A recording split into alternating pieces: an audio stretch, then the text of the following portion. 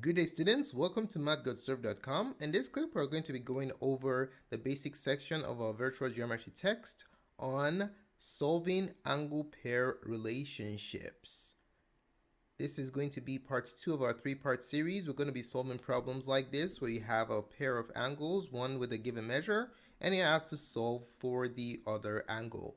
Don't forget, we have 8 practice problems at the end of this presentation that we'd like you to try out in order to demonstrate mastery of the contents of this tutorial.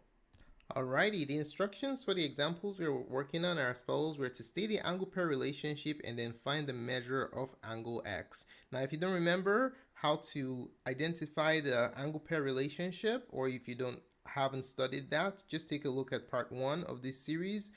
In that presentation, we went in detail over how to identify angle pair relationships, okay? All right, so let's take a look at number 1. So here, let's identify what the angle pair relationship is here and then figure out what the answer is. These two angles that we have here, the angle pair relationship is a linear pair. So let's call this 100 degrees. Let's just call it y. So the angle pair relationship is that they are a linear pair. All right. So the angles are a linear pair. So if they're a linear pair, what kind of relationship exists between them? The relationship that exists between them is that x plus y is equal to 180 degrees. Angles that form a linear pair are supplementary or add up to 180, okay? So with this piece of information here, we can solve for x. We're just going to substitute our knowns and unknowns and figure out what x is. So our unknown is x, and our known is y, which is 100. So x plus y equals 180 degrees. Now we can solve this resulting algebraic equation by isolating x. All we have to do is do the inverse of plus 100, which is to subtract 100 from both sides of the equation. And that will give us the value of angle x, which is, so for that, this adds up to 0. And then we have x is equal to 80 degrees. So that is the measure of angle x. All right, let's take a look at question number 2. Let's go ahead and specify what the angle relationship is between the pair, and then we'll use that to solve for x.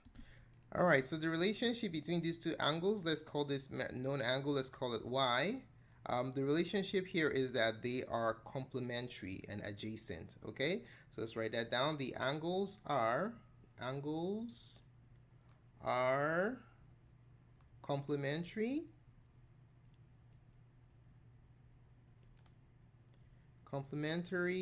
and adjacent. All right, so what does that tell us if they're complementary and adjacent?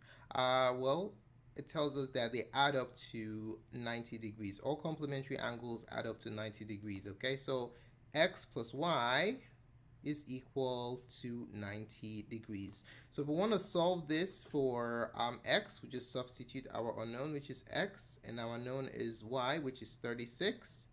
And then we will solve this resulting algebraic equation for x. All right, so to solve this angle for x, we just get x isolated in this equation, subtract 36 from both sides, and that will give us the answer to question number 2. So x is equal to 54 degrees. All right, so that's the answer to question number 2.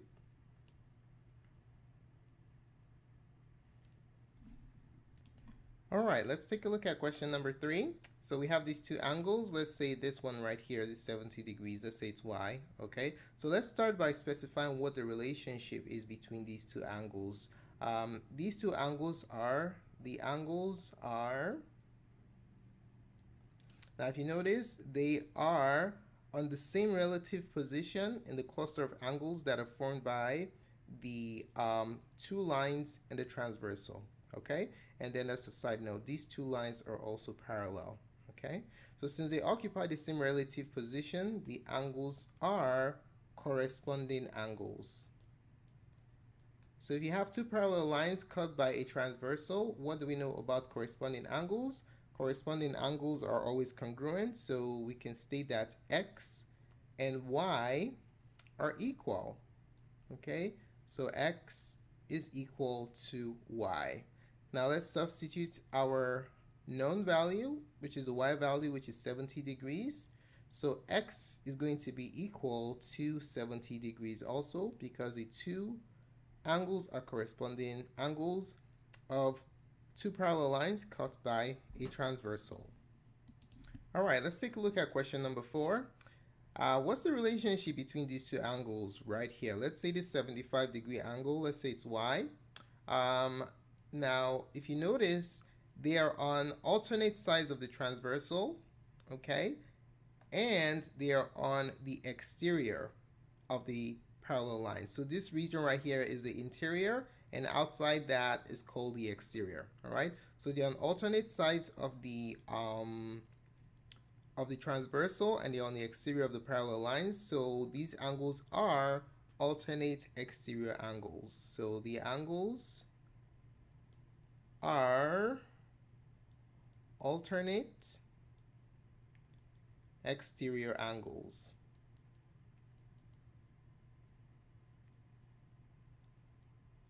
So since we have a case where they are alternate exterior angles, what do we know about alternate exterior angles? Well, if you have two parallel lines cut by a transversal, alternate exterior angles are congruent. Okay, so x and y are the same.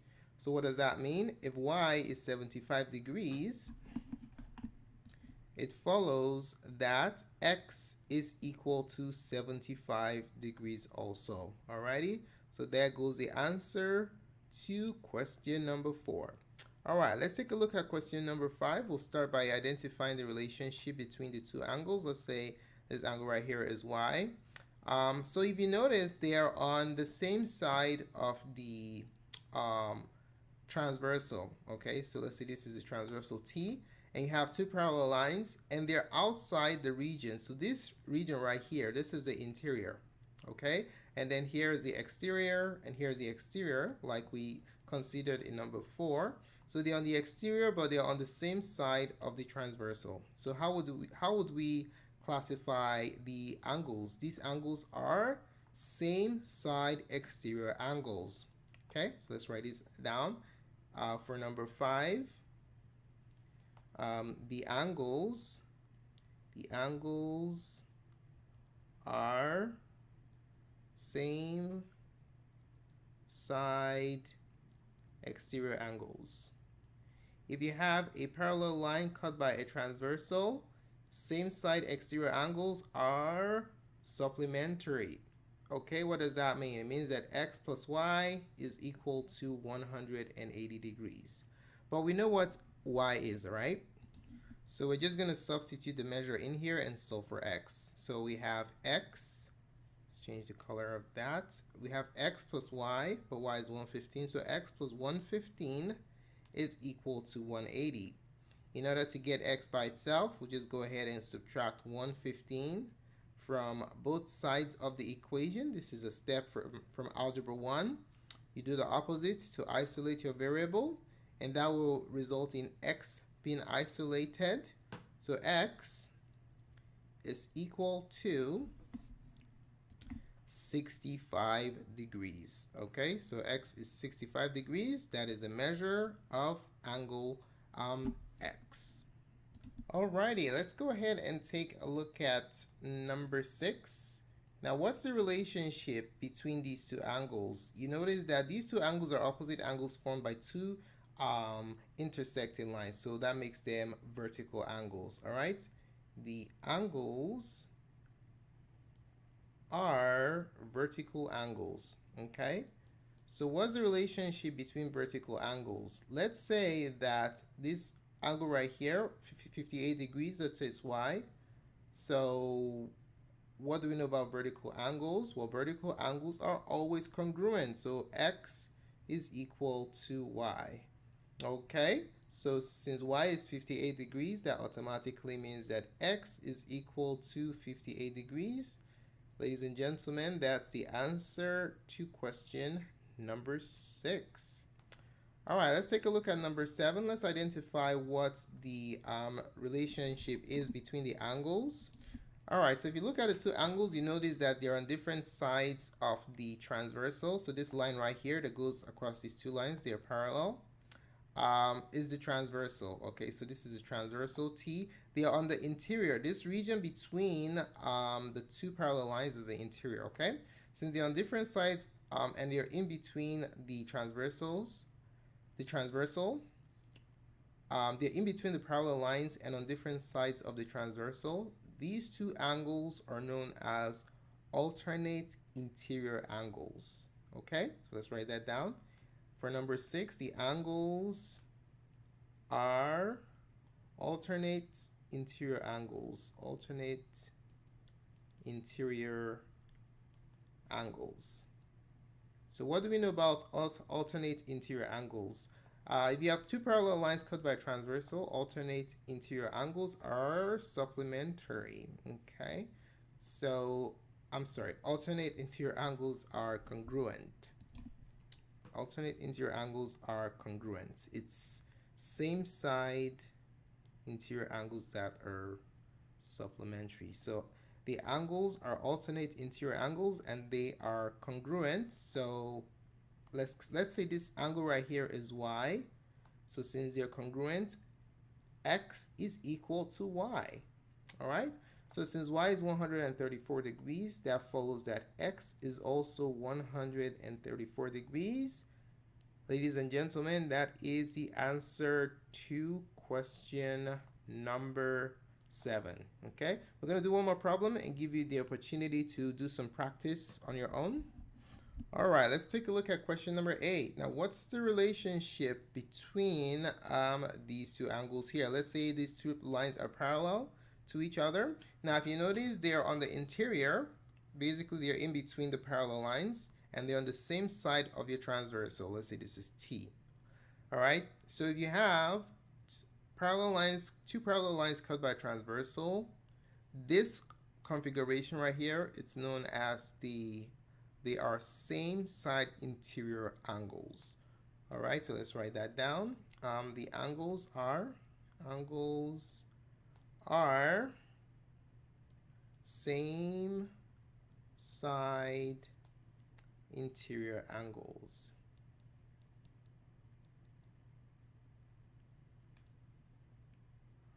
And what do we know about same side interior angles? If you have two parallel lines cut by transversal, same side interior angles are supplementary. Okay, that's what I mentioned in number 7. So what does that mean? Well, basically means that x plus y, let's say this guy right here is y, x plus y is going to be 180 degrees. That is what supplementary means. They add up to 180. Alrighty, so let's substitute. The unknown is x. The known is 65. If we add these together, we get 180 degrees. So to get x by itself, we're going to solve this algebraically.